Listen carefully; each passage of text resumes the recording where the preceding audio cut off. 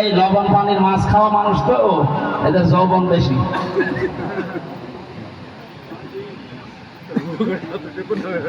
চার নম্বরে শুধু ওটা মানলে হবে না, ওটা মানার পরে অন্য কেউ যেন মানতে পারে সেই ব্যবস্থা করে দেওয়া লাগবে। আমি কথা বোঝাতে পারিনি?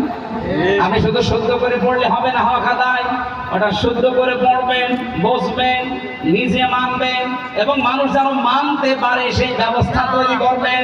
আর এইটাই করতে চেয়েছিল আল্লামা সাঈদী। যতদিন কোরআন পড়েছিল ওনার শত্রু ছিল না, যতদিন বুঝেছিল শত্রু ছিল না, যতদিন প্রচার করেছে শত্রু ছিল না। কিন্তু যখনই বলেছে এটা আমি মানুষকে মানাতে চাই, মানাতে হলে একটা পরিবেশ লাগবে না?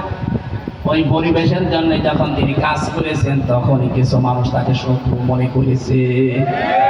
এই দেশে যদি আপনি কোরআনের এই 4টা হক আদায় করে পড়তে চান, ডাক্তার জাকির নায়েক 13 খণ্ড লেকচার পাওয়া যায়, কিনবে।